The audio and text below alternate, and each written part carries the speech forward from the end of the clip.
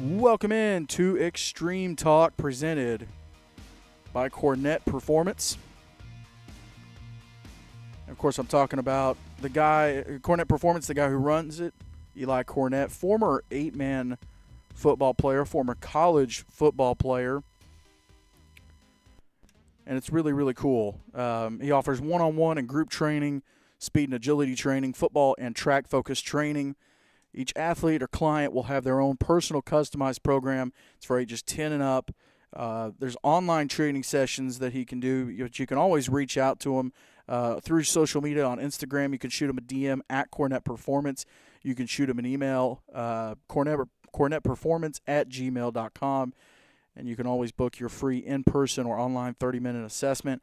And they do 45 and 60-minute sessions. It's $30 a session. So, again, you can reach out to him on social media at Cornett Performance or email him, cornettperformance@gmail.com. Big shout-out to him. He wrote the preview for the Week 0 of the 2025 Black Bear Brawl. Great read. And he's doing one again for this upcoming weekend, so I'm excited to check that one out, and we're proud to support that. But thank you so much for tuning in. Little in-person today. Off the heels of Week 0 of the Black Bear Brawl, on his way back to Jackson, he stopped here in Portland in person. It's my co-host. He is a former national champion, actually, or I'm sorry, not national champion, All-American. Yep. Actually, I think I have your I think that's the year right there, 21. Yeah, 2021. That's the jersey right there. Former starter at Sacred Heart of Jesus High School, and huge Ole Miss fan. My co-host Blake Biggs. You got to stop saying that, man. Hey, you're playing a dangerous game. I'm not over the phone this time. I'm in person, James. You don't know what could happen. You were say those things. You were one of those small linemen, though. Oh, those little guys. Ooh-wee. Oh, we got a great show lined up for you today at 3:20. We're going to bring on Coach Jeremy Jones. He's from Faith Christian School.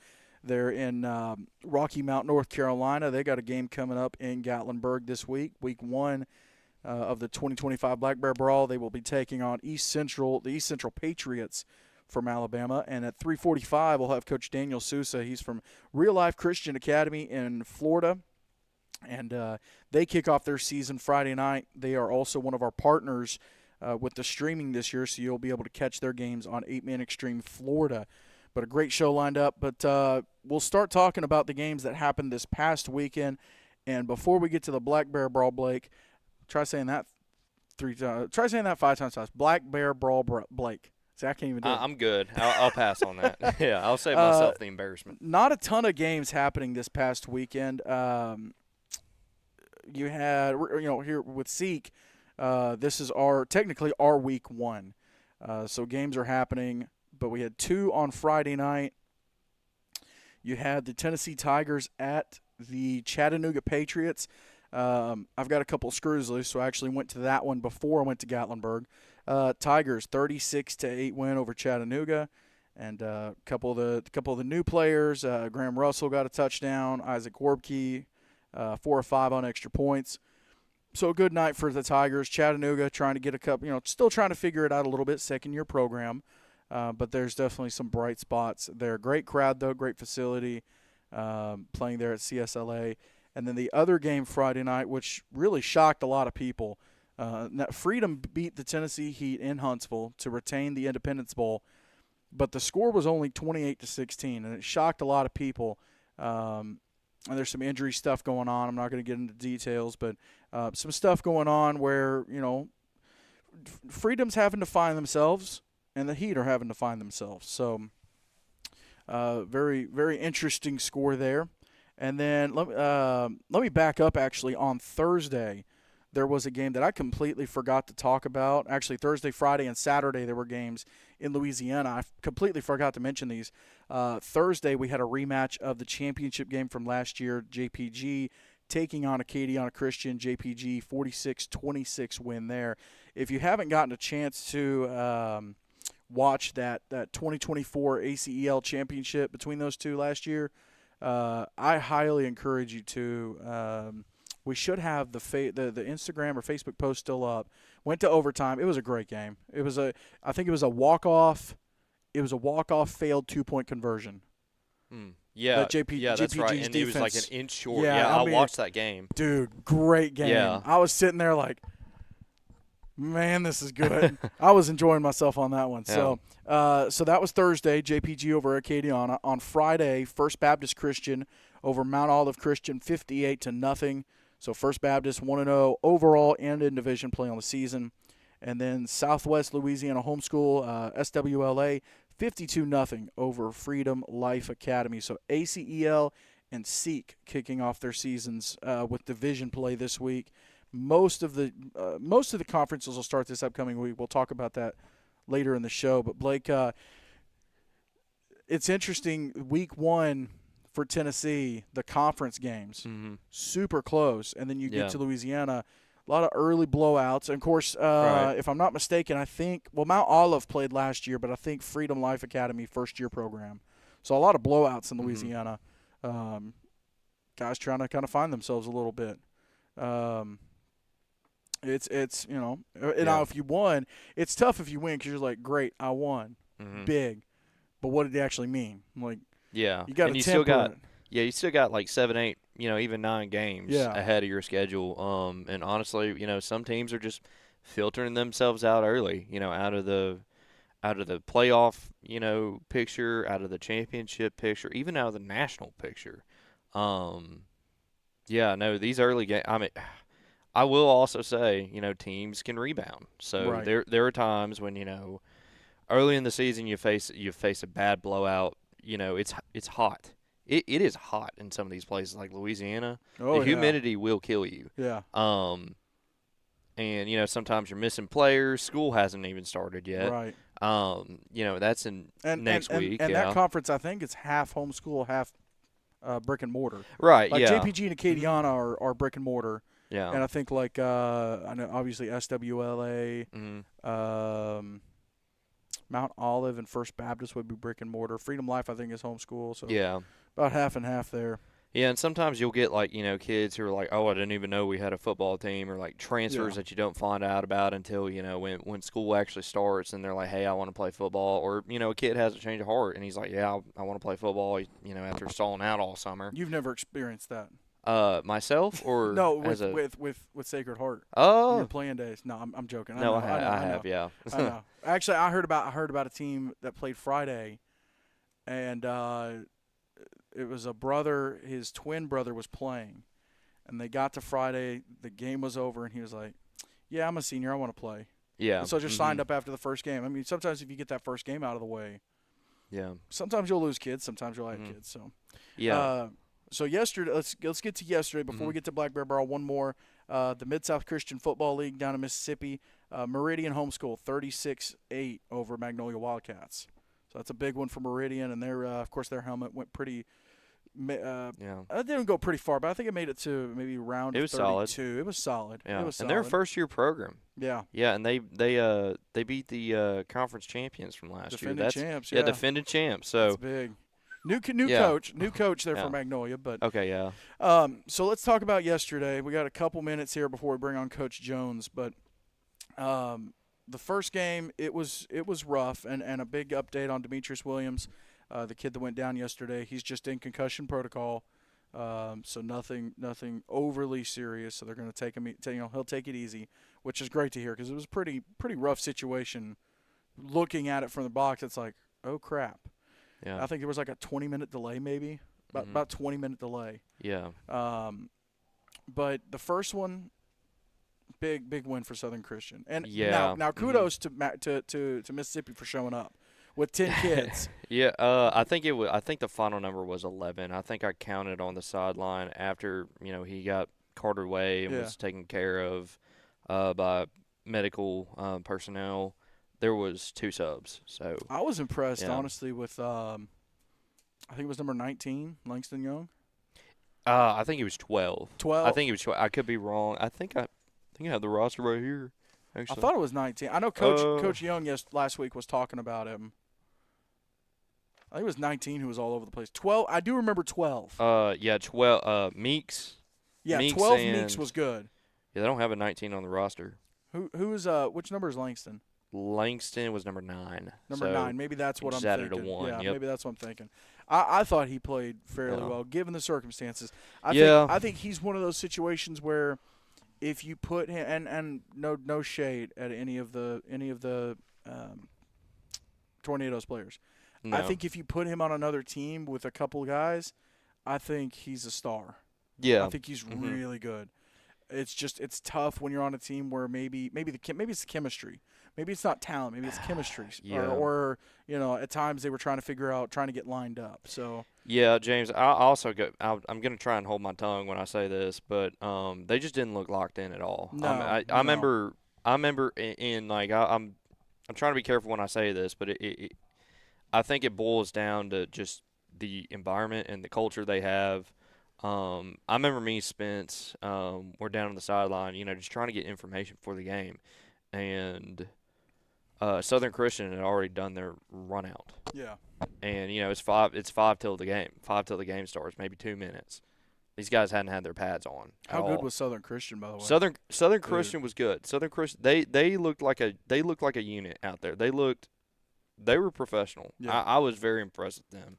And a big shout Yeah. out to Jagger, Scott, and Elijah Bailey, Mhm. co-MVPs. Yeah, It was big. they looked good They looked yesterday. good. They looked good. Yeah, I remember talking to Coach Scott. He was like, "Yeah, we're gonna hit them with the RPO." There wasn't much, you know, P in Yeah. that. It was just RO, Just run run option. it. Just run it. So that was the first one, and I think the final score ended up being. I think the Tornadoes scored a touchdown. I should have that score pulled up. Hang on. It was. I did the game. You would think I knew what the score. 35-6. 35-6 the final Yeah. score in that Mhm. one. And we'll recap the Pack South Haven, which if you haven't watched it, you need to go watch it. We'll recap that here after we talk to Coach Jones. But I want to go ahead and jump to getting him on the phone real quick because it is 3:20.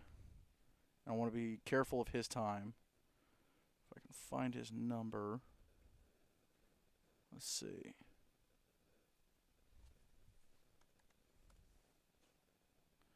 Well, let's do it this way. Thought I had his number pulled up. Obviously, I didn't. Please hold. This is a live production. There we go. And again, Extreme Talk, the interviews presented by no one. So if you'd like to be a sponsor, go ahead and hop on board.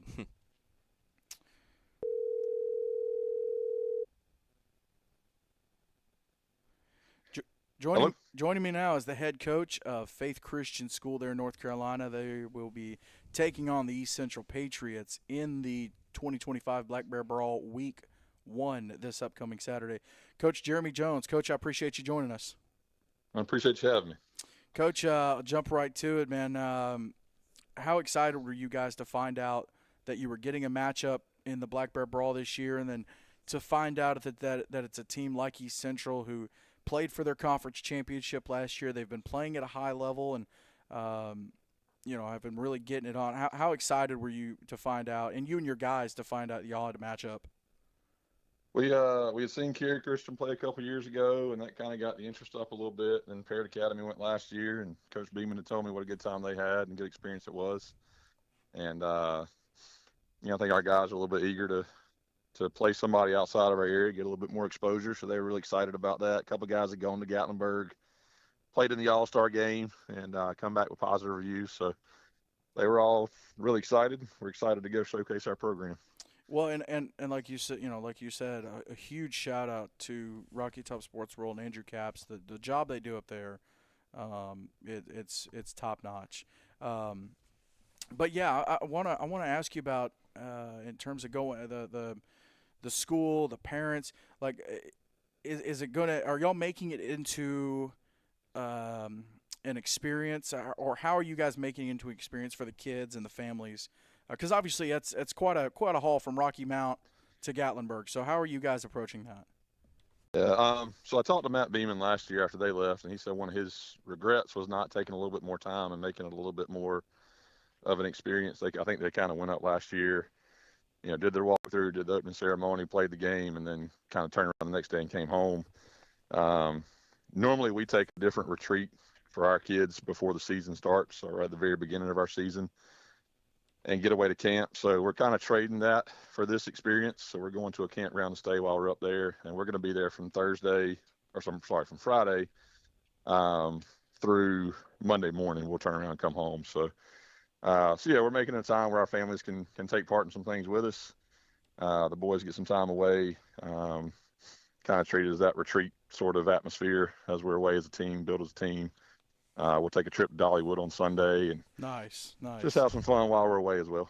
Dollywood recently ranked by TripAdvisor #1 amusement park in the nation. Really, in the I I saw nation? that. saw. I went back like probably in the 80s, Yeah, and it was not quite that. yeah, yeah, But I yeah, think yeah. it's come on strong here lately. Yeah, you know, they've got it going on there in Gatlinburg and Pigeon Forge. Yeah. It's a cool spot. I'll tell you one place I want to go as well. In I think it's in Pigeon Forge, where they have the Creation Museum and the Ark Encounter up in Kentucky. Yeah. And in Genesis, they just put an attraction in Pigeon Forge. Oh I wow. really want to go to hmm it. Okay. But Coach, my co-host Blake Biggs, I think you got a question, Blake. Yeah, Coach. How are you today? I'm doing well. Hope you guys are. Good, good. So one thing I kind of wanted to cover about your program, wanted to ask about, uh, what's your overall vision for your program over the next 2, 3, 4, maybe even 5 years? What does that look like? People are talking about your program in 5 years. What are they talking about? Well, I've been here since 2017. I've been the head coach for the last, what's it been, 5 years now. Yeah. So kind of building that vision. But I mean, I wanted to be a program where our kids come back. Where we got a family atmosphere is what we're trying to build. Mm, Alumni are welcome back. Just something that our school community is proud of, that we grow young men that are good husbands, fathers, leaders in their homes and beyond.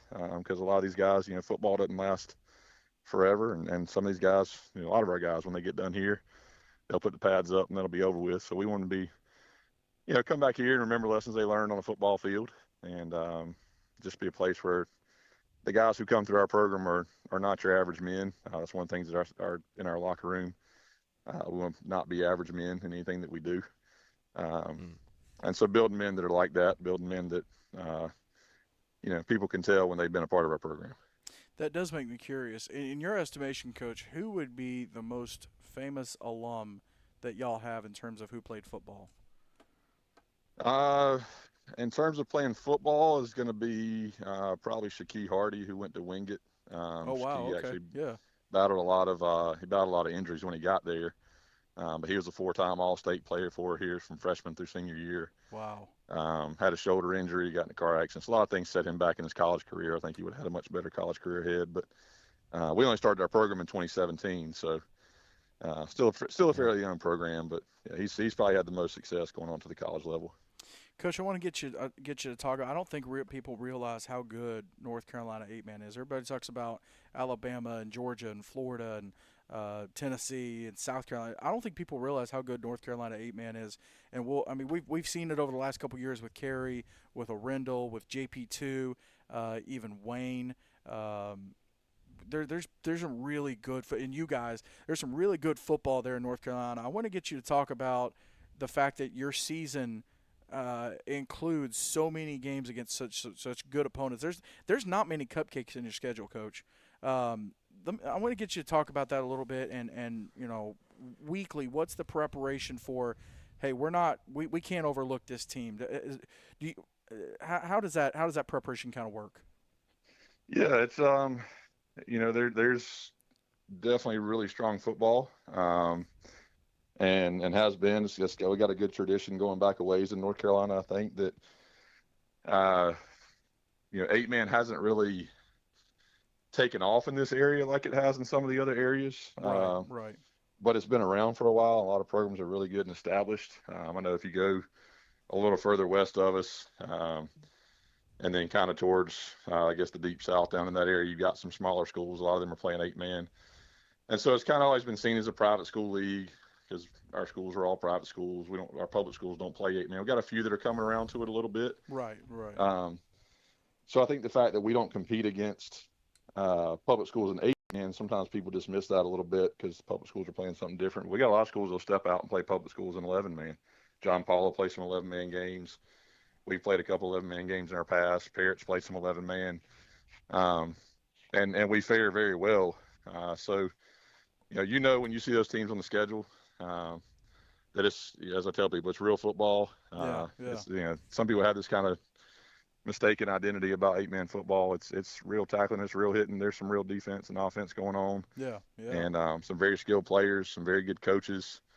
Um, the coaches in this league are very, very good, scheming up things. It's not just somebody hired somebody's dad, and if somebody's dad got hired, I'm not offending them. Hope yeah, I'm not offending them, but yeah, it's not somebody just hired somebody off the street and said, "Hey, let's go coach some football." These guys know what they're doing, and can be very successful anywhere they just choose to feed in their communities and build strong communities. Schools have great support for football in our area, in the 8-man league. So, we've had a few schools that are venturing to start programs, and one of the things they learn real quick is you better get in the weight room. You better have some of that going, yep, or you're yep, going to be overmatched from the start. Some schools are learning that the hard way. They're coming around to it. Their schools are starting to see that, and so yeah, it's a tough league, but it makes it fun because any given year you got 4, sometimes 5 teams that can compete for a championship. yeah. Um, Yeah, so it's your really good. playoffs. There's not many. There's not many teams where it's like, yeah, they barely made it in. It's like, yeah, these are all solid. Yeah. Like any of them could win it. Yeah, good example this past year we had in our league. There was a team in our state, an 8-man, that went 9-1, Yeah, or it was 7-1, I believe, wasn't it, this year? was it But Punko? they lost to Yeah, Pungo yeah. went 7-1, 9-1, something like that. But they lost to St. David's in a head-to-head matchup. St. David's finished 5th or 6th in our league last year, and Mm. so Pungo by head-to-head didn't make the playoffs because of that loss. So just tells you how strong our league is comparison to 8-man football Let, in general. let me ask you too. In the coaching sphere there in North Carolina, especially Eastern North Carolina, when the 8-man teams end up playing the 11-man games and faring well, and you guys included, what's kind of is there word getting around in the coaching circles of, hey, you know what? This is football. These guys aren't, they're not a ragtag bunch. Does that word kind of get around a little bit when those games are played when that happens? I don't think anybody has a fear of putting us on the schedule now because it's not like we're going to fall apart as a team, Right, or right. we're going to be a bad competition for you. Everybody knows you're going to see a good football team. Like I said, when we step on the field, that it's a good competitor you're going to line up against, and you better prepare and be ready for it. I Are, think some schools actually hate it because how do you prepare for us? Because you got 8-man film, and we're yeah. playing 11-man football. So you have to kind of think about, well, how's this 8-man team going to translate their offense to an 11-man game when you have 8-man film on us? So A lot less. Y'all getting booked for a lot less homecomings and senior nights. I bet. yeah, for sure. Blake, what do you got? Yeah, Coach. Let's throw it back to last season a little bit. So rolling in October, you're 3-3. Couple close losses. One real one that wasn't as close. Then you made the playoffs. You finished the season with 7 wins. What's one adjustment you made last season that really paid off? That led to you being, a playoff program. It could be on offense. It could be on defense. It could be as little as changing the players' diets. What was one adjustment y'all made as a program? We if you look at the Cary Christian week, when we got blown out, Yeah. there were some things that happened in our program that week. There was some transition that had to happen that week, and some changes happened on the offense side of the ball. That was just a rough week overall for us. Coming out of that week, we just kind of sat down, had a heart-to-heart as a team. I kind of shared honestly with the team where I was at, very frustrated, allowed them to talk a little bit. And from that point, what we really did is we changed our identity a little bit with that particular group. We started getting back under center, I formation, and our 2-back stuff, and just kind of reestablish ourselves with a different identity of being physically tough and smash mouth football and controlling the ball. And, and just our schedule was front loaded. You had Arundel Parrott on there, you had Cary on there. So those were some tough matchups up front that kind of exposed us. I think there was probably an identity of my boys last year kind of felt like we were somebody. And then Parrott kind of quickly showed us that we maybe weren't what we thought we were. And Cary decided to follow up on that and send another message. And so we regrouped. And they took it to heart, and they wanted to be better than what we were, and changed that identity a little bit, and started running the ball a lot more, which was kind of that team's identity. They did well with that, and yeah, made a nice little run through, and kind of came down to a tight game with John Paul before we got knocked out. Yeah, so let me ask. I know you said you went from something to the eye. What were you beforehand, Coach?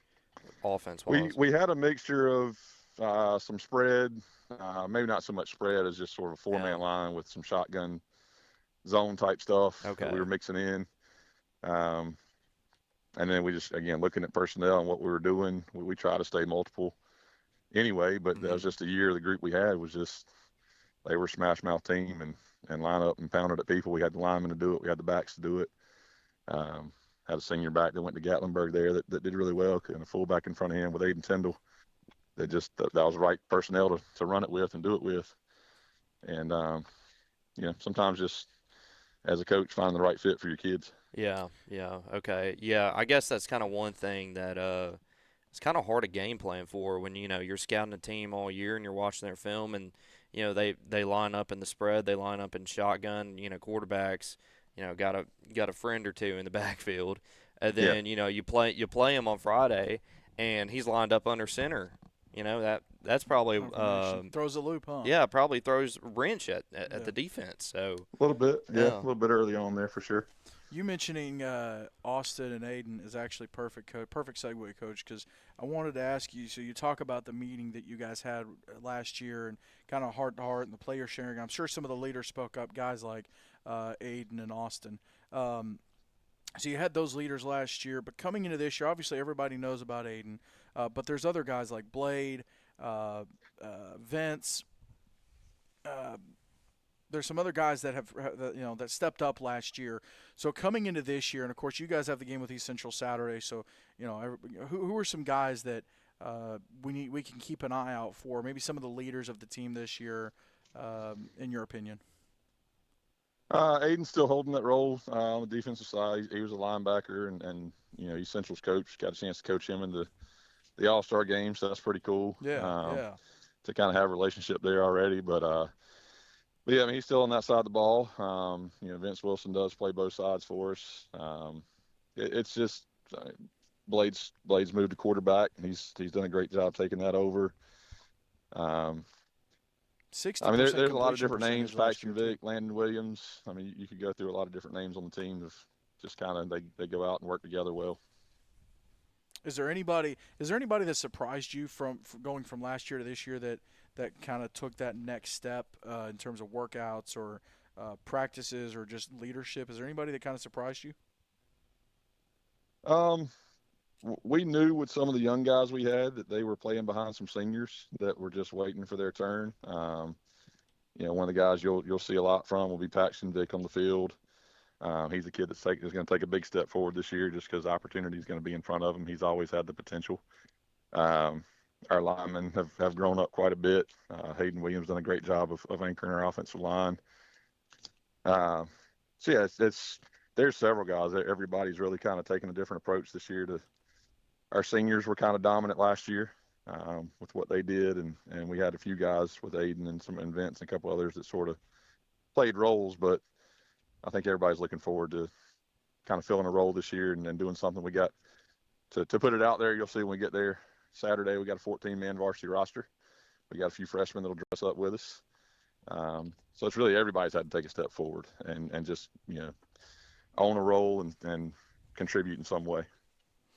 Yeah, I mean, I feel like though, even with a 14-man varsity roster, you still have some guys that can that can go. As long as you got as long as you got those leaders, it'll work out. I do want to ask you, obviously you guys beat RMA last year, and then RMA is co-oping with Halifax. So are you guys now the real 8-man team in Rocky Mount? Like, is that your territory now? Well, ironically enough, you say that.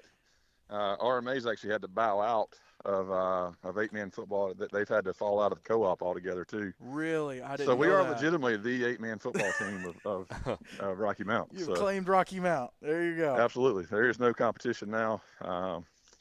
in this area for the moment. So we do hope they'll get their program going back again because that's great for us. It's a great rivalry for us. A lot of fun for our kids. We're a mile apart from each other. Wow, I don't Um, think I realized that. Yeah. yeah, so it's while we kind of you don't want to I don't know, so I don't think you necessarily feel sorry for your rivals, but at the same time we want to see their program thrive and It's good to have be that good something that's a competition. fun, Yeah. fun rivalry makes it better than, as I told the boys, I want to beat them on the field. I don't want to beat them by forfeit. Yeah, yeah. Um, Well, and if you you got know, to go on the road, I mean, that's not a terrible road trip either. I mean, yeah, 1 mile down the worse road's ones. not Yeah, bad. there's That's worse right. ones. Blake, what do you got? Yeah, Coach. So say I kind of asked Coach at Cornerstone, Alabama, kind of something along the lines of if you had 4 years with a guy, weight room, what are we doing?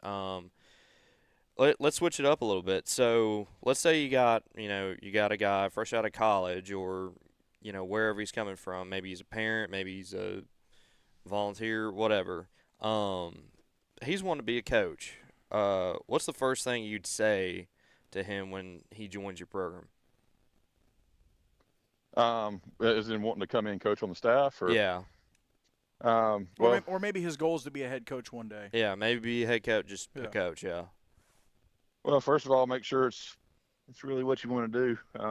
yeah, It's a lot yeah, of work. There's a lot of days I wonder what I'm doing. A lot of behind the scenes. For sure. Um, but it's a balance in your life is important. Um, football can't be everything. Keeping perspective on things, make sure you have the right perspective. Are you coaching football because you want to win games and stroke your ego and prove that you're better than somebody else? That'll sustain you for a little bit, but it won't sustain you for the long haul. Are you in it to develop young men? Are you in it to build community? Are you in it for all those things?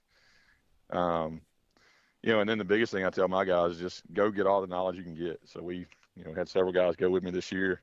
We went up to Charlotte to the Glazier Clinic, just trying to learn from different guys there. Go around the college camps, go around and learn as much as you can about the game. Be educated on both sides of the ball, and take every chance you can to grow as a person. Um, and then another big thing in our program is just keeping, again, that balance piece of it, but keeping everything balanced out. Make sure you don't lose perspective on faith and family above football. Um, and if you start to do that, might need to step away for a little bit and reevaluate. But if you can keep that in balance, I've got one of my guys here that graduated from our program in 2019, won a state championship with us. He'll be our offensive coordinator. Landon Lewis is our offense coordinator now. So that's pretty cool to have a guy come back that wants to coach in our program and wants to give back to our program and wants to grow as a coach too. So, yeah, starting to see those things happen as well. Well, Coach, I'll make this the last question.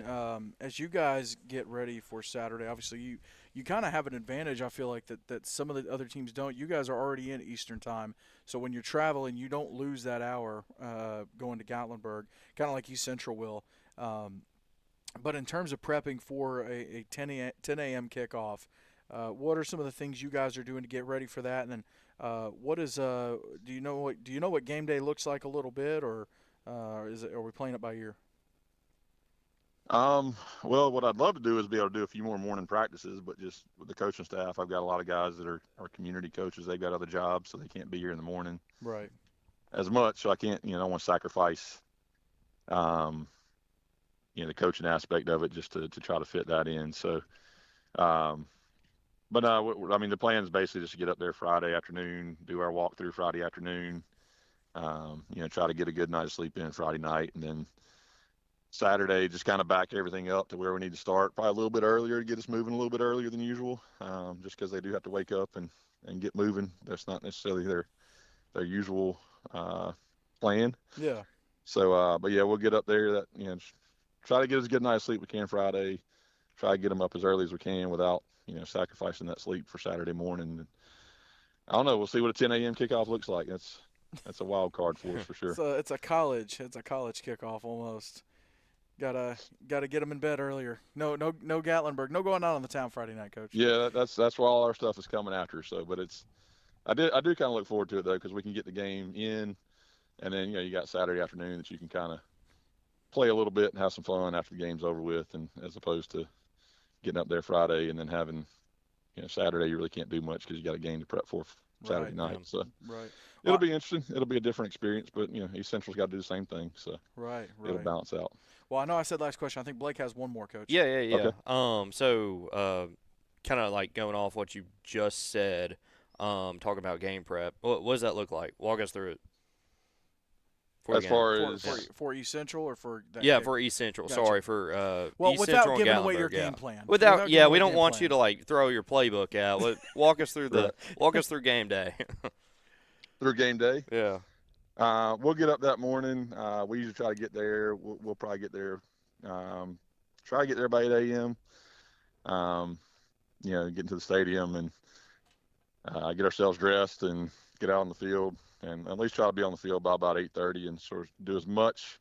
From that point, it's as much of our normal routine. Of course, our first game of the year, but our guys kind of know their normal pregame routine from last year. But we just spend a little time just sort of being loose, throwing the ball around a little bit, just kind of getting in the mode of moving around a little bit first, and then kind of slowly zero in on that kickoff time as we kind of have a slower build up, and then just draw that circle a little tighter each 30 minutes or so. Start tightening it up and getting ready to get it on. That does remind me with the early arrival, early kickoff. Are you a coffee or energy drink guy? I'm a coffee guy. Coffee? I don't do any drinks. Black or anything in it? I gotta have a little cream in it. Gotta Okay, have a little fair cream and enough. sugar. Fair enough. Fair. There you go. Coach, I appreciate you joining us, man. I'm excited to see you guys take on East Central this Saturday. Yeah, I do in Gatlinburg. have one favor. Yes, I do sir. have one favor before I get off the phone. Yeah. Because she's gonna be mad at me if I don't do something. Well, she wouldn't be mad at me, but she was mad at me when she found out the dates. August 17th is my mother's birthday. We're going to be in Gatlinburg. It's the first time I will ever be away from my mother on her birthday. Man. Oh wow. And so we're playing on the 16th. So just if y'all are doing the broadcast, if at some point during the broadcast you could just tell my mother happy birthday on the broadcast, Absolutely. and I have not forgotten her, because we will be in Dollywood, which she'll also be upset because she would love to go, I'm sure. Absolutely. But just make sure you mention that. It's Coach Jones' mom's birthday. So if Coach is listening, East Central, if they could throw me a touchdown for my mom, just let me have a 6-point spot. That'd be great. We'll take it. What's her name? Or is it Mama Jones or what's her name? Yvonne is her name. Yvonne Jones. All right. Yvonne Jones. She'll be getting a shout out Saturday. Absolutely. We'll make it All happen. right, sounds great. Coach, I appreciate you, man. We're excited to see you Saturday. All right, thank you. Thanks, Coach. We'll see you. All right. It's Coach Jeremy Jones from Faith Christian there in North Carolina. That'll be a good one. Yeah. Early kickoff, kind of. They have a chance. Like last year, Tri-Cities and Augusta kind of set the tone for that day. Yeah. Like a good game just sets the bar, and then you have to, you got to beat that bar. If your game doesn't beat that bar, it's like, yeah, but the first one was better. You want it to keep getting better as the day goes on. So Yeah. And I think it'll be only the second time Alabama and North Carolina faced off, right? Because last year was Evangel, Arundel. Well, 2 years ago you had Evangel and Cary. Oh, shoot. Okay, And then I forgot Evangel about and that. Rendell last year. So Yeah, third. third. Yeah, Third? third time. Okay. Yeah. That was So- close ballpark. You were right there. Well, let's go ahead and get Coach Sousa lined up here. I might be able to find it a little bit easier. There we go. But no, that was good. That was good advice too. We'll have to make sure we give Yvonne Jones, Miss Yvonne Jones, Mama Jones, shout out on the broadcast on Saturday. Hello. Joining me now is the head coach at Real Life Christian Academy there in Claremont, Florida, Coach Daniel Sousa. Coach, appreciate you coming on the show. Oh yeah, not a problem. Thank you for having me. Man, let me back up a little bit. I want to get a little bit of your history in terms of coaching. I know you've been around the game of 8-man for quite a while now. We just talked to Coach Jeremy Jones. He started an 8-man, or started at Faith in 2017. But I want to get a little bit of your history in terms of coaching 8-man. Yeah. So my first experience with the 8-man started back in 2016. I really didn't know anything more about it. The year before, I was coaching at a private school in Jackson, Mississippi called Jackson Prep. Oh, and okay. it was a big private school, one of the biggest in the state as far as private schools go. beautiful stadium, beautiful field. School was massive. The teams were huge. And so I coached there in 2015, and then in the spring of 16 is when I graduated from college. And so the first school that I taught at was an 8-man school in the Delta of Mississippi. And so it started in 2016. Delta Academy or Delta Streets? It was Humphreys Academy. Humphreys Academy. Okay, yeah. Yeah. Mm-hmm. In Belzona. Yep.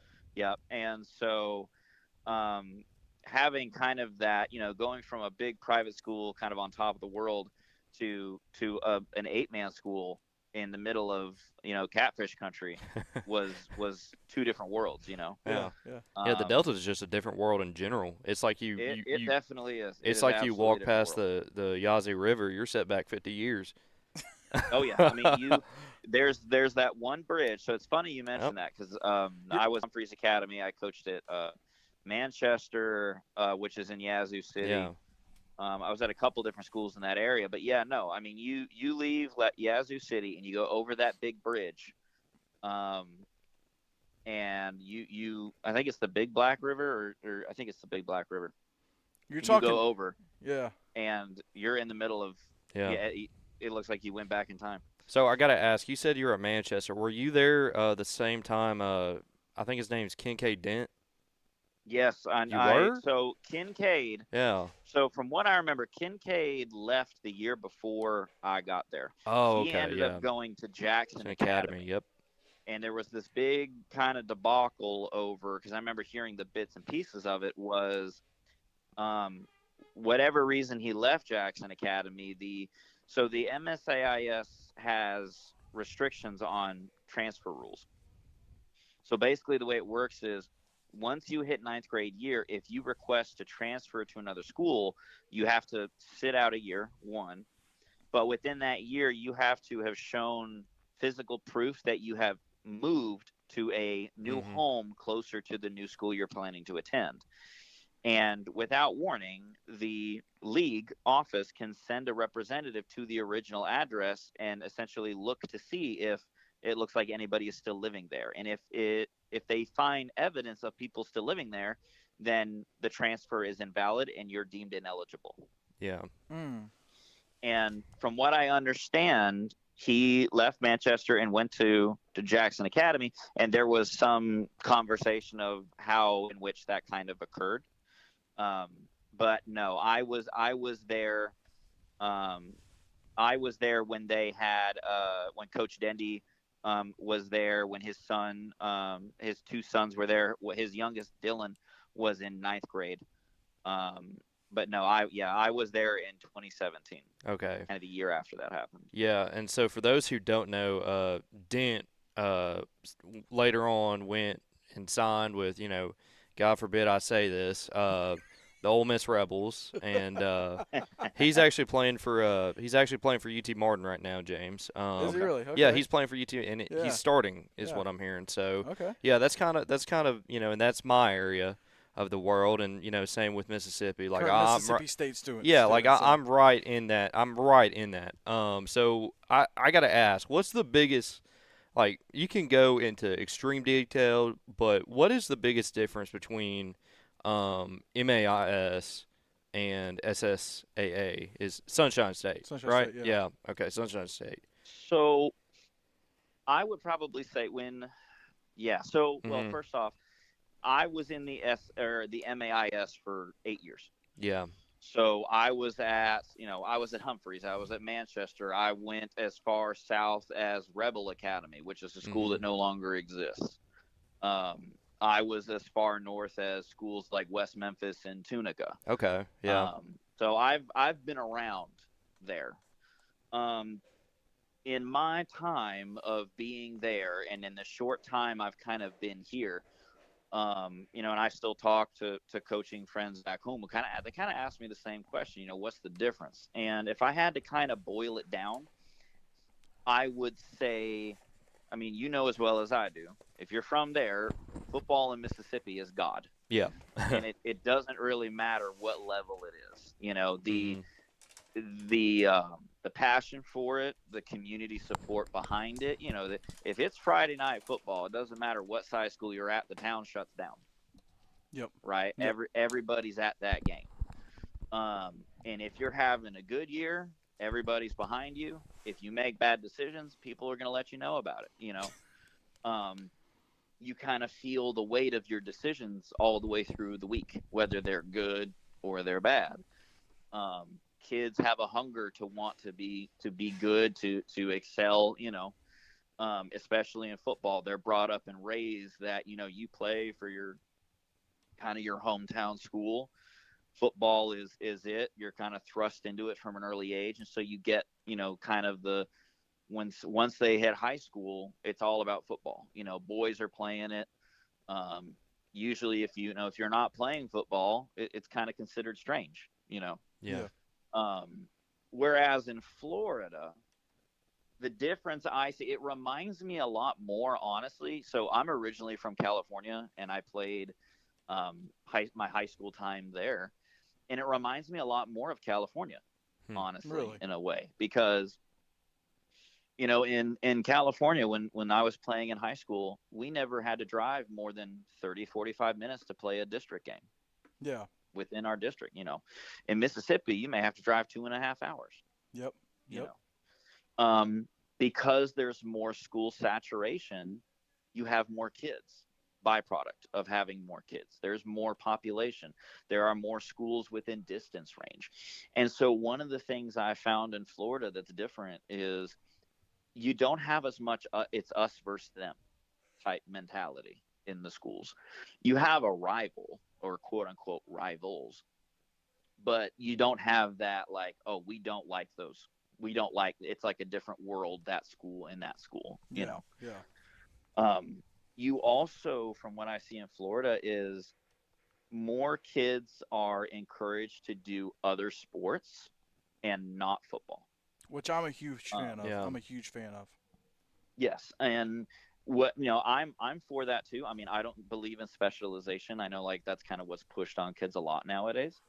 But what I see really more here is football is a sport that is promoted, but at least within the 8-man world of the SSAA, the thing that we run into more is parents are scared to let their kids play. Yeah. For fear of injury, for fear of it's a dangerous sport. And so they prefer to put them in other sports and let them play there. I feel like that's happening all over the place. You're not playing football, we're worried about you. Yeah. Mm-hmm. I feel like whereas that's happening in Mississippi, more and more. it's, son, you're playing football. You know what I mean? Like, you got to toughen up. Yeah. Yeah. So. Oh, yeah. No. So in terms of real life, how long have you been there? So this is going to be my second year there. Okay, that's right. So going into last year, first year there, and of course they'd had football for a while, but I don't think it had been as successful. It was there. So what was one of the give me two things that you tried to do right off the bat, getting in there as the head coach, to maybe change the culture a little bit, or to maybe develop a culture a little bit?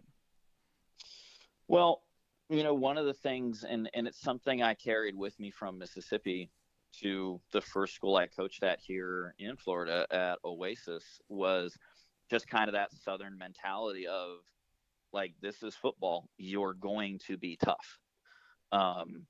And that's one of the things that I kind of caught right off the bat when I made the move from Mississippi to Florida, is more often than not, at least in the 8-man world of Mississippi, even the teams that spread the ball out, they're tough. Yeah.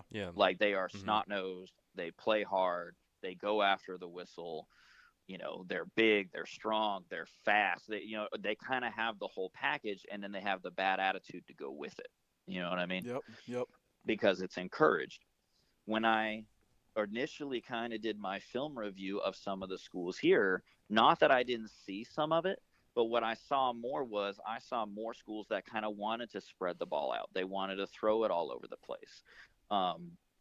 I didn't see as hard of play as I did in Mississippi. I mean, if you put an 8-man game on in Mississippi between two of the bigger schools, and you put on a game in the SSAA between two of the bigger schools, you see a physicality difference. I mean, you just Absolutely. do. Yeah. Physicality, grit, tough. You just see it. It's a different style of play. It's much more aggressive. And one of the things I did when I went to Oasis was I kind of assessed, okay, what are the strengths of the team? And then, putting my own spin on it and, bringing some of that, okay, hey, we're going to work out. We're going to lift. We're going to run. We're going to do it in the heat. We're not going to, we're going to follow the rules, but we're going to push it. You know what I mean? Because we want to be ready to go. And, the offense that we started running was we went too tight under center with a fullback and a running back, and basically said, because nobody in the SSA does that. Even now, I don't see anybody going too tight under center with a fullback. And we just basically said, look, we may not win games by a bunch of points, but we're just going to beat you until you don't want to play anymore. Yep.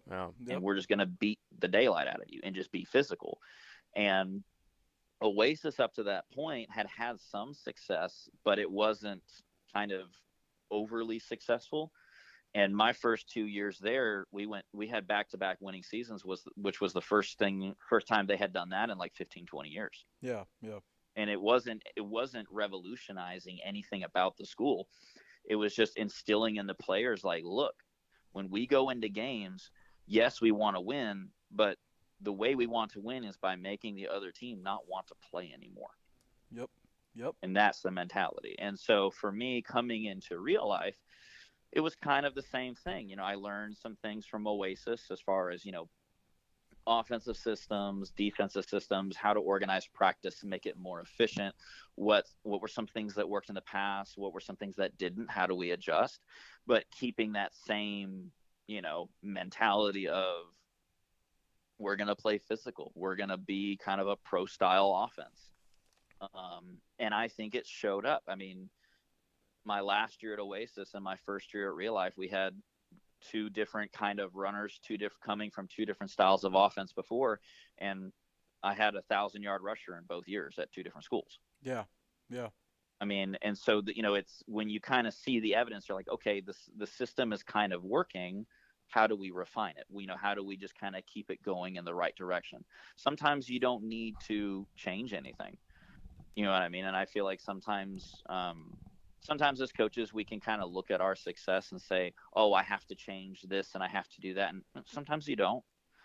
You know what I mean? Sometimes you really don't have to change a whole lot. Sometimes it's just simply, well, hey, maybe let's keep these things the same, but why don't we find a way to make practice better? Yeah. Sometimes it's the little things that you don't really think about that say, hey, why don't we just make that more efficient and see what that does? But I would say that's kind of what I've tried to carry over from my time in Mississippi, was just the Coach Jerry Wayne at Humphreys, give him credit to. Coach Crowder, who I worked with at Central Holmes, who's now the head coach at Pilla Academy. He's been there for a little while. I mean, Coach John Holcomb at Tunica. I mean, there are so many guys that I could name, but all of them kind of had that same, country work ethic of, you're going to get dirty. You're going to probably get bloody in practice. You're going to get sweaty. You're going to get stinky, but that's a part of it. How much can you outwork the other team? Yeah. I do have to ask, in terms of real life, what's the best explanation you've gotten? Because I feel like for a Christian school, you're going to get Warriors, Lions, Patriots. The mascot. How did we get Raptors? I have no idea. Really? Your guess is as good as mine. I have no idea how they came to the mascot. I honestly can't tell you. Yeah, because that's a different one. You don't see that everywhere. You don't. I mean, I tried to kind of have some. I didn't even know Florida was known for Raptors. No, I didn't either. It's news to me if they are. I tried to have some fun with it, like with some of our stuff. Like I've tried to use like knockoff like Jurassic Park motif stuff, like for our practice schedule and like summer workout plan. Like it has like the Jurassic Park tried like a knockoff version of it. But I really thought your helmet was going to win the competition. By the way, I thought. I mean, yeah. I mean, I like that. So the 3-piece claw is something that's kind of a trademark of the school. I think they're kind of it's on a lot of the stuff now. I think they're actually starting to shift away from it a little bit. Yeah. Um, I don't know but why yeah, you no, would. I don't know why you would. That's solid. yeah, I mean, no, I like it. It's something that we, like I said, the schools had for a while. Um, what we're planning actually to do with it is it's actually going to look a little bit more like Ohio State. What I was told is because we're moving away from the three claw, they were like, yeah, you can't put it on the helmet. I'm like, okay, fine. So what it's actually going to end up looking like is more like Ohio State Gotcha. with the stripe down the middle and kind of like the achievement stickers on the sides. Yeah. Yeah. Yeah. All right. I know. I like What is the it? What is it? three-claw What thing. is what does the sticker look like? Yeah, it's like a star. I'm looking It's at a star. It's yeah. a star. Mm-hmm. So okay. But see, can we compromise and have the three claw on the sticker? Or no, you know We've what? done that in the past. We've done that in the past. Can I propose something? And or at least they did it before I got there. And I do kind of like I've seen it, but I think the star just pops a little bit more. That's fair. Yeah. That's Like when fair. you look at it from afar. What were you going to propose, Blake? I was going to propose you take the Jurassic Park logo and then you replace the Jurassic Park text and just replace it with your school's name or like Raptors. I think that would be Well, pretty. you're trying to get them in trouble, ain't you? My original thought process before I was told, like, hey, we have to use a certain uniform, people. I originally wanted to go back to like Deion Sanders and the Atlanta Falcons Ah, Oh yeah. with Yeah. with the silver pants and the black and the white and red stripe down the side with the all black uniform with the white numbers. And then I Yeah. wanted to do the all black helmet with the Jurassic Park like dinosaur head, but in chrome. There you go. There you go. That was my original plan, but they were like, "Yeah, no, we can't do that." I'm like, "Okay." Blake, what do you got for coach?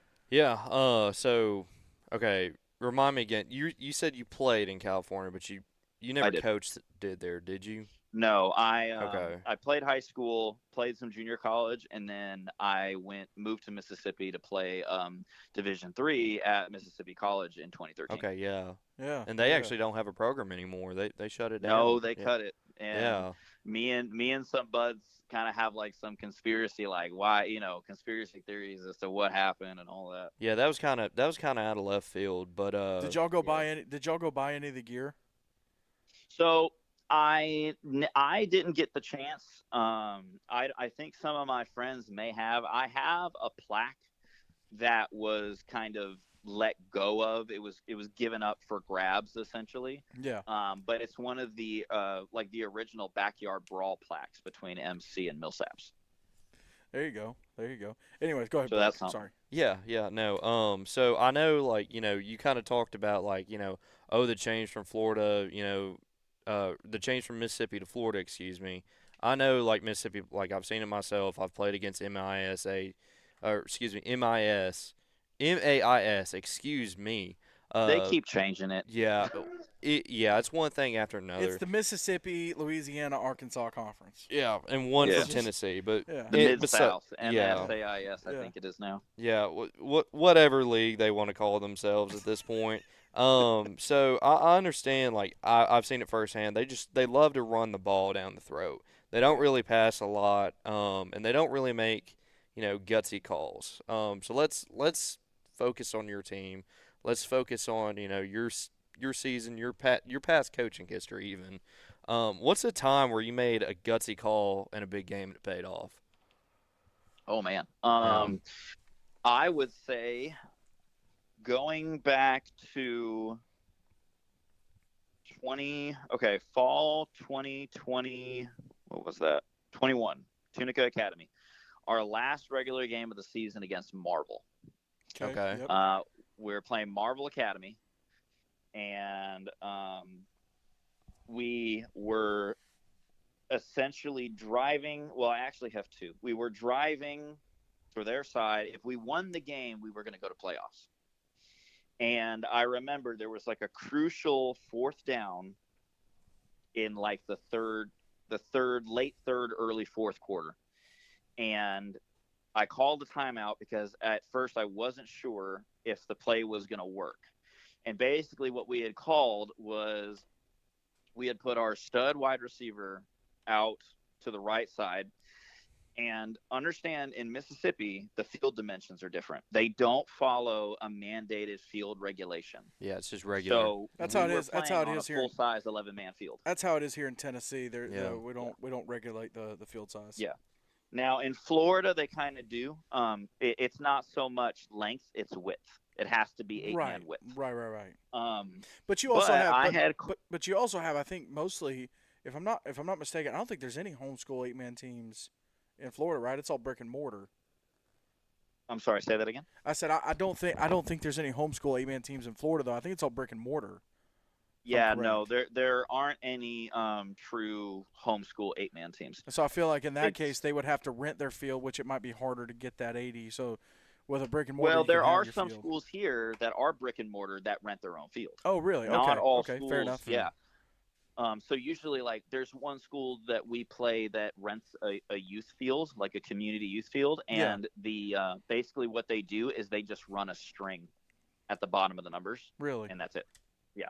Interesting. But I've seen that also with like schools up in Wisconsin and Michigan, where if they don't have their own field or they play like on the state championship game, they will just like run a string down the bottom of the numbers and set the pylons and everything accordingly, and that's the out of bounds. Interesting. I didn't mean to throw you off your answer. I'm no, you're good. I'm gonna go for it. Go ahead. All good. No, you're good. And so, like I said, late third, early fourth, key point in the game. We knew if we were down, if we had scored, if we were able to score, we knew that we had the chance to potentially run out the clock. And so I originally, we line up, and basically the play I had called was our number one receiver was down towards our sideline, and I had put him on like a 5-yard out. And only when the team broke the huddle did I realize, oh my God, we're on the opposite hash. I was like, oh, that's a hard, you know what I mean? They even talk about it in college. A quarterback, a QB can throw if he can throw an out pattern from the opposite side hash. Like that dude's got an arm, And so I was like, do I call another timeout? No, I need the last one I have. So I'm like, I'm just gonna, our Father who art in heaven, this thing, and we're just gonna see what happens. Sure enough, the play happens, receiver runs the out pattern, DB slips, ball is caught, walks into the end zone, touchdown. Wow. And you said that. And I was just like, well, so we go on to win the game and go to playoffs. So it failed successfully. Yes. It failed successfully, but it did in fact work. So we did win the game. We go on. I would say, oh man, there's a few others I would say that I would rank up probably pretty high, but that's probably the number one. Yeah. Interesting. Well, I want to get back to the school real quick, to real life, because I don't want to keep you much longer. I think it's all been, good. No worries. 25. It's just been flowing by. Yeah. But I do want to talk about the school. Obviously. So coming from last year to this year, you've got your leaders, and you've got some guys who are stepped up. Who are some of those guys that we can keep an eye on this year?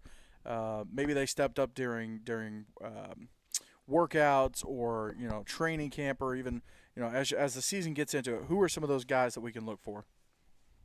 Well, I would say probably number one is our quarterback, Caleb Burden. He's going to be a senior. He's put in a lot of work. Now, is he number one? No. Okay. Yeah, no. He is, like I said, he's going to be a senior. He has spent a lot of time this off season. He's been going to like college camps. He's been going to Southeasterns a healthy bit. Went to USFs. Yeah. And so a lot of that has helped him a lot. So I look forward to seeing him his senior year. Our senior running back, Johnny Olson, is going to be a bit of a workhorse for us. He was the kid that went for 1,000 last year. I would say also our offensive line. I'm going to be looking to a lot just because we only have one senior on it. And so that the senior's name is Cody Anderson. He's one of our guards. He's a big kid. I could see him getting a chance to play in college somewhere. But I mean, as well as I do, you can't have 1,000-yard rusher without people blocking. Exactly. So I mean, defensively, I mean, we have a few different people. We have one of our linebackers. His name is Inman Beardsley. He was at the school 2 years ago and then left, and now is back his senior year. He plays tight end for us, and he also plays middle linebacker. He's a good tight end, but he reads and diagnoses plays on defense really, really well. So I'm excited to see him in that role. And then we also have several young guys coming up. Dash Fields is one who's going to be a junior for us. He's a really good athlete, good cover corner, good receiver.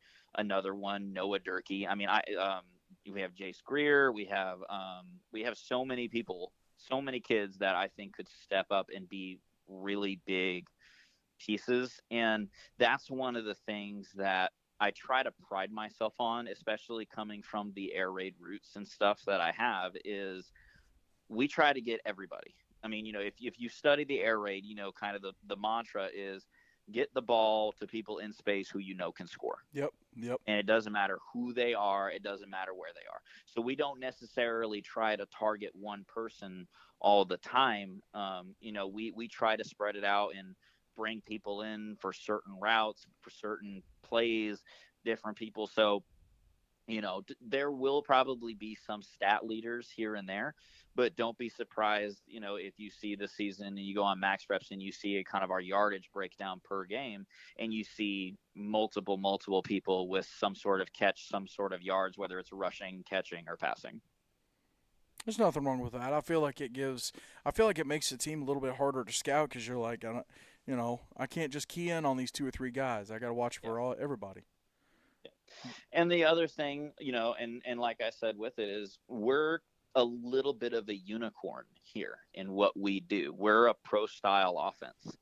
I mean, our base play is wide zone, and everybody knows that. You know what I mean? Every team that we play knows our base play is wide zone. But the thing is, you don't see it in 8-man. You don't see that play. Right. And you don't see it blocked the way that we do, or the plays off of it that we do. And so because we're a bit of a unicorn in that way, it is a little trickier to prepare for because you don't normally see it. You don't see other teams running it, so you don't have as much film to study on it. Interesting. Okay. Blake, what do you got for Coach? Yeah. You're in the Sunshine State Athletic Association. Looking forward to your schedule a little bit. Shout this young man out. Which player? Let me say this: which player are you most scared to coach against this coming season? Coach against, or maybe not scared, but you're going to have to game plan. Yeah, game plan hard. Yeah, right. Well, I mean, I could honestly tell you, from the teams that I remember playing last year to the teams that we're playing this year, I mean, I could be totally % honest. I haven't watched film on all the other schools. Even teams that I know that we're going to play again this year, I'm kind of one of those where, hey, okay, who do we have this week?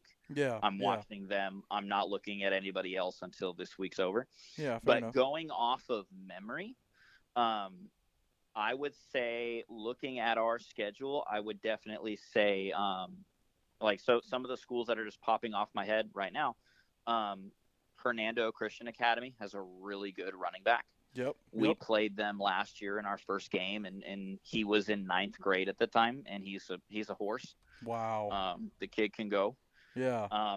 I would say another team that's going to have a pretty solid man catching snaps is Geneva of Lakeland. I know Coach Noah Hazelton. I know him pretty well. I know he and his quarterback and I think one of his receivers went to the All-Star game. Yeah, they were in Gatlinburg. Yep. Yeah. I know him really well. I know his quarterback is solid. We played against them in the spring game. He played well. I would say, there's several schools. I mean, you can't count out Lake Mary Prep. Yep. Their running back, I know, is coming back from last year. The kid is shifty. He's physical. He wants to run. I mean, every team we play is going to have a stud. I mean, the first team we play is Bell Creek, and Bell Creek hasn't been 8-man since 2020. But from what we've kind of gathered, I mean, from what we've been able to see, because as well as I do, week 0, it's hard to get film. From kind of the word around the water cooler is they have really good athletes, and they have a history of having really good athletes. So we don't really know what we're going to kind of run into, but we have an idea of, okay, hey, they're probably going to have a really good quarterback, probably going to have a solid running back, probably going to have a good line, probably going to have one stud, a couple stud receivers here and there. They're going to have athletes. And so for me, it's just kind of, identifying, okay, who are the kids that we have to game plan? Who are the kids that we really have to see, okay, are you a part of the system, or are you the system? Right. And if we can kind of figure that out, then that helps us defensively to say, okay, hey, if he's a part of the system, how do we contain him? If he is the system, how do we eliminate him? Tavion Howard, the running back there at Hernando. And yes. Then I believe you're talking about Bennett Bahan, maybe, at Geneva. I want to say that's him. Yeah, I think that's him over there at Geneva. I think he was the one up in. I know there was another young man at Gatlinburg, but I know I believe he got named Extreme Player of the Week last year. I don't remember if it was offense or defense, but it was one of those two. Well, Coach, Ocala Christian's also going to have some studs. I remember them last year. They beat us up pretty bad, and I want to say a good chunk of their running back core is coming back. Yeah, I'd love to see more of the athletes and the talent from Florida and Gatlinburg. I think that's something Gatlinburg needs to see the level of skill y'all have down there. I mean, I would definitely say, when I kind of think of, Mississippi and Florida, I mean, I think back to when I watched December, right? And I watched River Oaks play in that championship. I mean, when you watch River Oaks and, seeing them get off the bus, you're like, if you're any other school, you're like, what are these kids eating? Especially when you see the D1 commit. Oh, yeah. What was it, Kenny Melton? Kenneth Melton, yeah. That was something normal in Mississippi. There were a lot of kids in Mississippi 8-man that had the ability to go D3, D2, D1. Like you kind of saw that on a normal, usually on the team. And if maybe they didn't have the size, they had the work ethic to get there. But because the MSAIS isn't, their 8-man schools aren't kind of that pushed as far as like the recruiting aspect of it, a lot of those kids kind of get overlooked.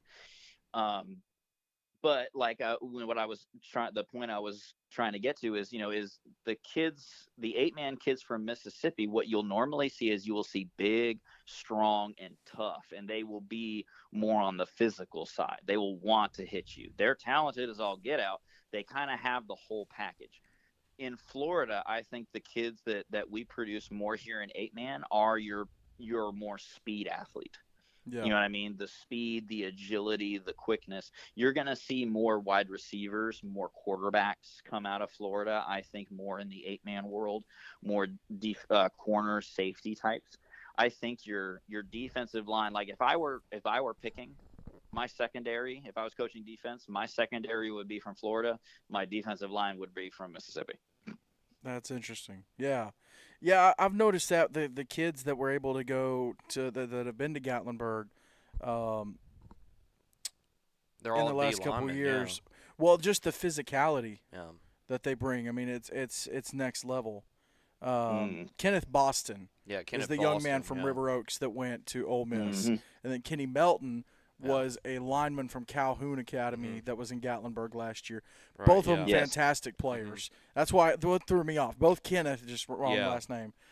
Coach, last question. I mean, No, go ahead. Calhoun, the past few years, they've had that type of team, just that aggressive, gritty, just, whether they win or lose, you're going to remember playing them. I believe it was 1A or 2A in MAIS, or I can't even remember I who think played it was in it. 1A. You know which game I'm talking about? It was last year or It 2 was years ago. Calhoun and I think Sharkey. Was it Sharkey? Sharkey Issaquena. Yeah. Yep, because the next Yeah. year they didn't have football. Yes. Yeah. Yes. Great game. In the Great state game. championship Yep, game? in the Yep. championship. Yeah, they had it streamed and everything. Actually, they were streamed. They broadcasted it. I'm not going to say streaming just because there's no commentators. It's a broadcast. And then they had another feed of the actual behind the scenes of like you could see all the different shots and everything. It was pretty cool. Oh, It wow. was pretty cool. Yeah. Coach, Was that through the Raider Network? I think it was. It was right. No, it was. It might have been YouTube. Okay, well, I know. If it was the state championship game, usually Jackson Academy has their own streaming network. It Yeah. was. the Raider It was Network, them. Yeah. It was network. And they Yep. broadcast every state championship Every game single via one, yes. their website. Yes, you're correct. You're correct. Great job. They did a great job, by the way, Coach. I like to ask every coach that we have on the show. Obviously, you guys have some great competition there in Florida, but I want to give you a chance to shoot your shot. If you could look out across the world of 8-man, whether it be just the South or across the country, is there one team that you look at and you go, I want to play these guys? Oh man. Well, it's funny because I've talked to some of my coaching friends back in Mississippi, and they ask me the same questions. Like, hey, like what's it like in Florida? And I remember it was like 2 years ago. Mitch Smith, who's the head coach at Lee Mariana, asked me this question, and I told him, I said, buddy, if you brought your team down here, y'all would destroy the 8-man. Like, it wouldn't even be funny. Interesting. Yeah. The physicality that they brought I think they would wreck shop. Yeah, they would just punch. They would just there punch are them a in the few more mouth, and they'd teams fold that like are a lawn kind of- chair. There are a few more teams here now that have some, because the issue that Florida, and I think it's not necessarily an issue, but one of the talent tweaks, and when you look at the MAIS between the SSAA, the MSAIS, from what I remember seeing, is there's not as much separation between. It's kind of like the SEC West. Every team in there is somewhat good. Even the bad, even the teams that end up at the bottom are good. Like, the talent gap is not very wide amongst those schools in 8-man. In Florida, the gap is much wider. Really? And then on top of it, in the SSAA, we have public charter schools that are also playing 8-man football. Yeah. Yeah. So you have teams of 20-some that are just nothing but athletes, and they just kind of run roughshod over everybody. So I would say if I could probably play any school, oh boy. You're putting let's put your schedule. You're putting your schedule together for next year, and you've got a spot, and you're looking to fill that spot. Looking to fill that spot. Does it have to be regional, or can it be anywhere? Anywhere. No, anywhere. That's what I'm saying. Whether it's the South or just anywhere you see that, you go, okay, you know what? I like that program. I want to play them. I think we match up good. Okay. I'm going to give you a chance to call your shot right now. I would say I would probably reach out to my buddy Mitch Smith at Lee Mariana and say, hey, why don't we play like a week 0 game? Yeah. Florida versus Arkansas. Let's just see. Where would be a great something fun. Where would be a great place to play that game is in Gatlinburg at the Black Bear Brawl. There it is. There's the hook. Yeah. No. There's no hook. I'm thinking about Florida to Mississippi. A decent midpoint. It's a decent, a little bit of a midpoint. I mean, unless you go like through lower Alabama, but you could go to Gatlinburg though.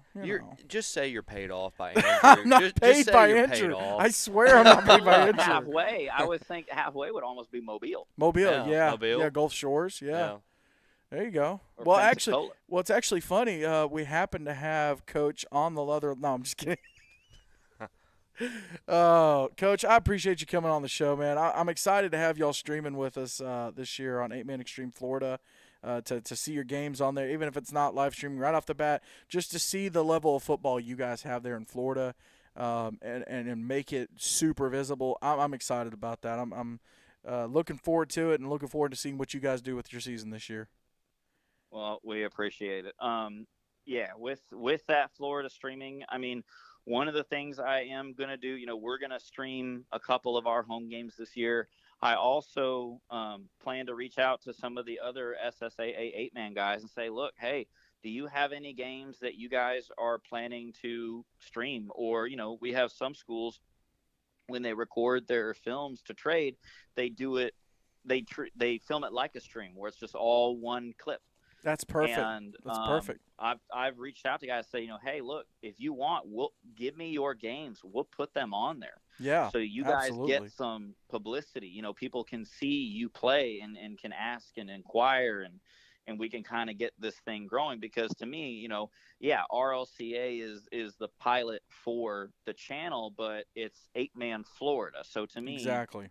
8-man Florida schools, you should be able to put your game on there. Well, and I love being able to separate it by state, because then you can go to 8-man Extreme Florida and see how it's played in Florida. You can go to 8-man Extreme Mississippi, watch how it's played in Mississippi, Tennessee, same way. Yeah. You could see how the game is played in each state and kind of compare and contrast a little bit. So that's kind of the thought process behind it. Yeah, I mean, I agree. I mean, now going to your point about Gatlinburg, I did see, that y'all play some games. There's a tournament in what is it, around it's in Florida. It's in Florida, in Panama City Beach, yeah. Yeah. Panama City. Hey, if you guys want warmer climate, you could always bring it a little further south. Yeah, that's fair. Make it a little Sunshine Bowl game. We'll have to. I wonder if Mike would be interested. Maybe. We'll see. Maybe. I know they've been there, but Coach, I appreciate it, and I won't keep you any longer. I know you got to get ready for Bell Creek, so I appreciate you hopping on the show, Coach. I appreciate it. Thank you guys for having me. I enjoy talking. Yes, sir. We'll see you, Coach. That's Coach Daniel Sousa from Real Life Christian. That was 42 minutes. I didn't even realize. It was just flowing. It was just going. He's a big MAIS fan, and yeah.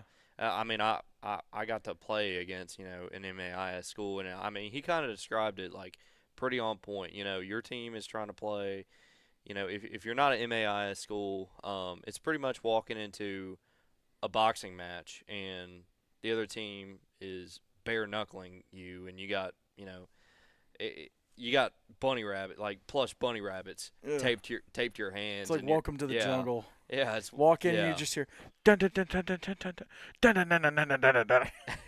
Yeah, you know you're going to be in for a long night whenever you play a MAIS team. That it really is a boxing match. Some of these games are it's really, and he kind of set it straight. Even some of the the quote unquote bottom feeders who are who 1-9 or 0-10. Man, those kids are still tough. Right. Man, they'll roll up with 9 kids to a game. I go back to the Calhoun Sharkays Aquina game. Great ball game. Yeah. I loved watching that a couple years ago.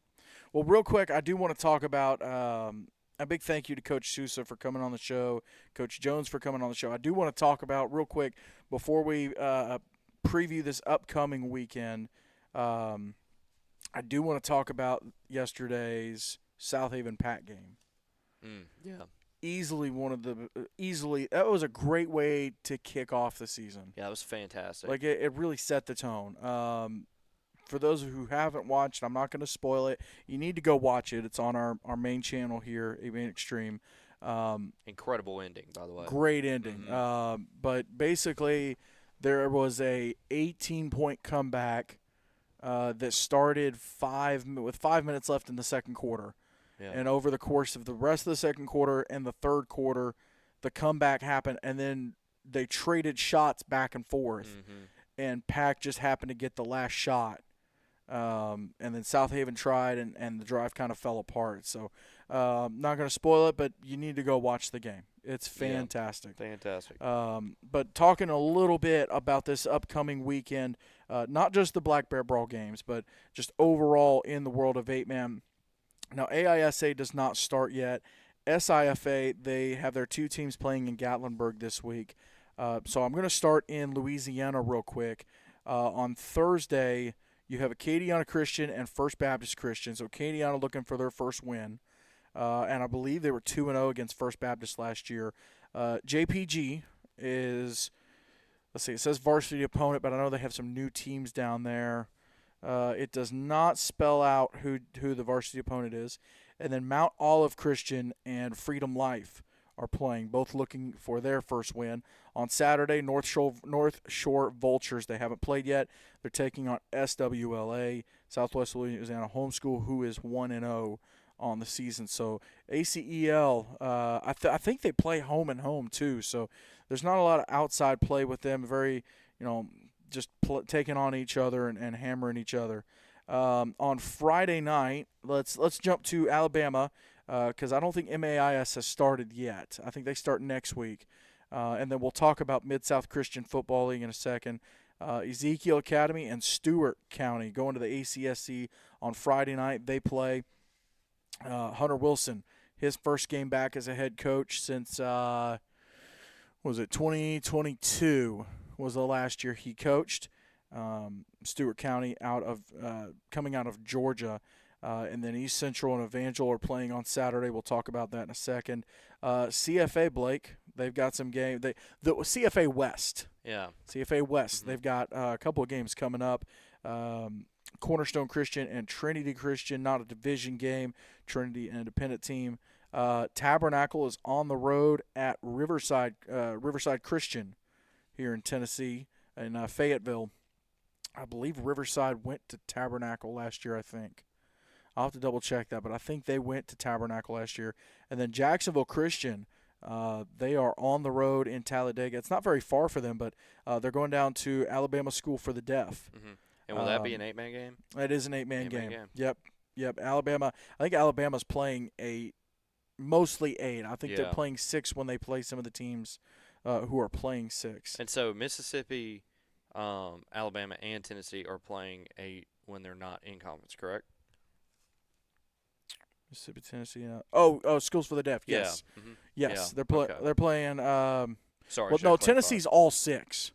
Oh, so all their games. All their games that they're playing are 6. So the 8-man teams, when they play the 6-man, they're dropping to 6. Yeah. Okay. Because they have the players to do it, as opposed to not having the players to play up to 8. Yeah, I don't know why I thought Tennessee had played 8. Sorry. No, you're so well, they have in the Alabama. past. Mm-hmm. They have in the past, just not this year. Right.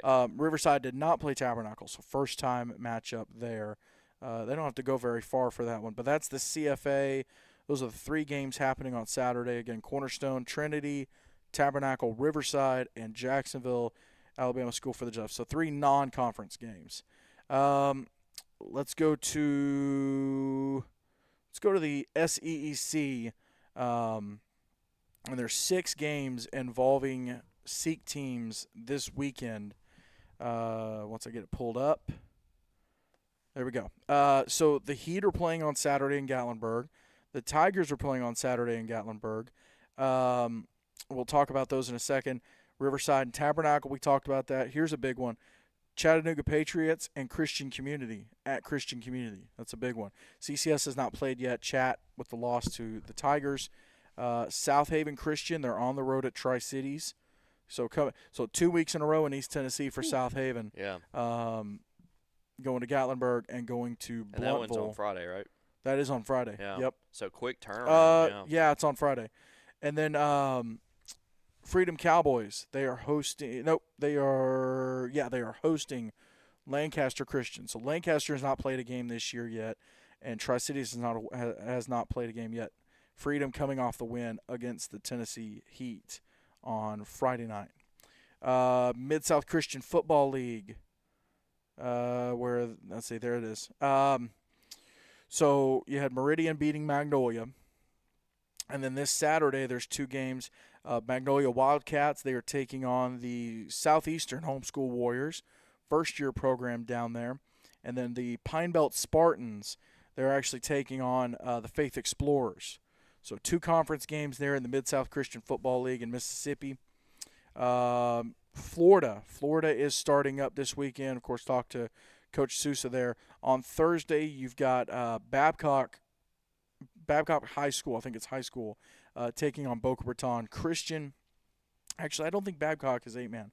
I think they're 11-man and hasn't moved. So Real Life Christian and Bell Creek, all these teams' first game of the year. Masters Academy, Santa Fe Catholic, Geneva Academy taking on Orangewood Christian, Merritt Island Christian taking on Academy at the Lakes. Merritt Island very visible on social media this past offseason with media days and workouts. Big shout out to them, MICS. Cool helmet too, by the way, Blake. Yeah. Well, thank you. No, Merritt Island. They had okay. the band, Yeah. and then like the cougar symbol was pretty cool. I thought you were complimenting my helmet making skills, but Well, that too. That okay. too. Recreation. I see how it the is. recreations were good. The recreations were good. I'm just. But they messing had with to you. be inspired by somebody. Oh yeah. So I'm trying to think who might have that at like the college level. I know. Okay, I know the Jaguars. They had like that kind of like two-tone, like the gold and black yeah. for a while. Talking about South Alabama? No. The Jacksonville Jaguars, NFL. Oh Yeah. yeah. Yeah. So. You said college. I was thinking college. Yeah. Sorry. Should've clarified. City of Life Christian, Liberty Christian Prep, Tampa Slam taking on Classical Academy of Sarasota, Ocala Christian and Bradenton Christian, Legacy Charter, Lake Mary Prep, and Geneva Classical and Foundation Christian. So all those teams kicking off their season Friday night.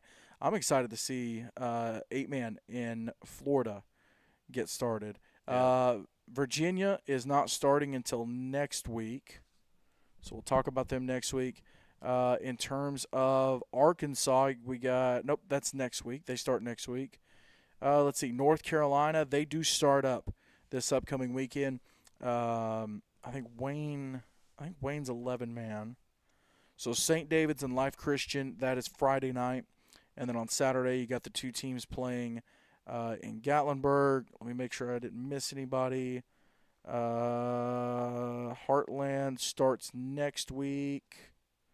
I think that's everybody. So real quick, let's run through Gatlinburg, the games that are happening in the Black Bear Brawl. We talked about them last week with Andrew. 5 games coming up on Saturday. So at 10 a.m. Eastern, 9 a.m. Central. How about that? Starting off your Saturday morning, 9 o'clock in the morning with some football. There's nothing. Sit there, eat some pancakes, putting the flapjacks away, watch a little football. That's cool. That's cool. Yeah, might be nice, yeah. Now, I think our call time is 8 o'clock Saturday. Mm-hmm. So not terrible, but it's a little, we'll eat breakfast on the way out there. Yeah. So 10 o'clock, you got East Central and Faith Christian. 1 o'clock is the Tennessee Tigers and the Augusta Eagles. Eagles coming out of the SIFA, Tigers coming out of SEEK, East Central coming out of the ACSC, and then Faith Christian coming out of North Carolina. So Tigers, Eagles at 1. You have the 11-man game, Cabarrus Stallions from, I think they're just outside of Charlotte, North Carolina, taking on Cincinnati Landmark Eagles.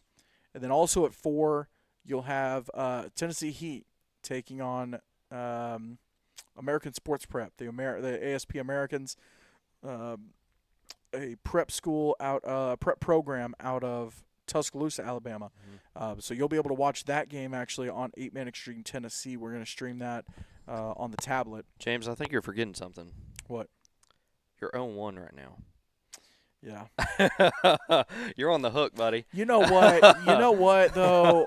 I'll take that loss because that was a good loss. Yeah, that's a quality loss. Yeah. It wasn't a curb stomp loss. Yeah. Like it was a good loss. It was a quality loss. Yeah. If there was such a thing. But, So are you getting dumped in Gatlinburg, or are you getting?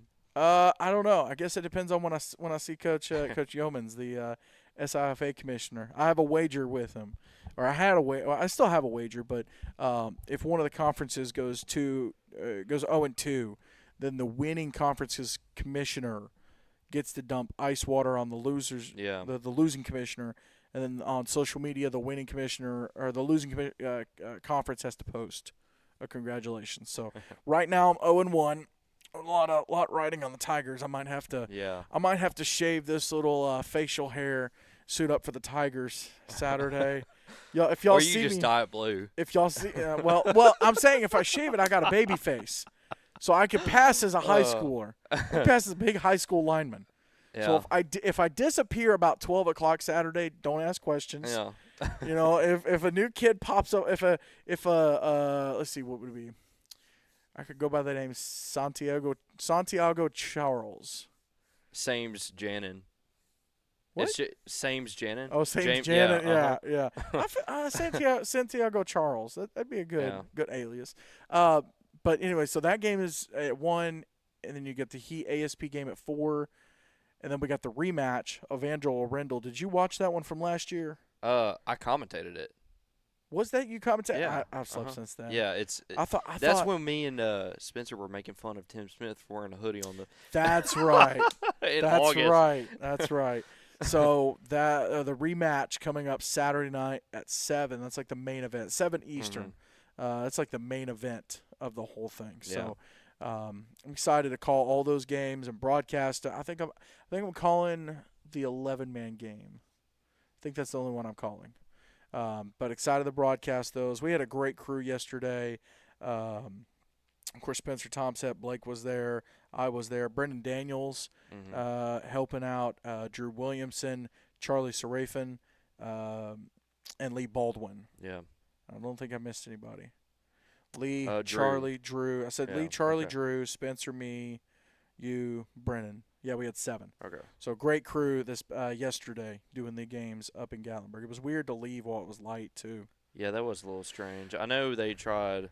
One team, I'm not gonna say who, tried to move it tonight, but I think it worked out for the best. I enjoyed. Just for I enjoyed travel-wise, getting home at 10:30. That was nice. That was nice. Yeah, I stayed, but I had to be in Knoxville that next day. So fair enough. yeah, Fair enough. So. But anyways, well, that will do it for Extreme Talk. Again, presented by Cornett Performance. Excited to broadcast the games this Saturday up in Gatlinburg. Again, the 4 games you can catch on the main channel. The Tennessee Heat ASP Americans game you can catch on 8-Man Extreme Tennessee, that channel making its debut. For Blake Biggs, I'm James Shannon. Thank you so much for listening. See ya!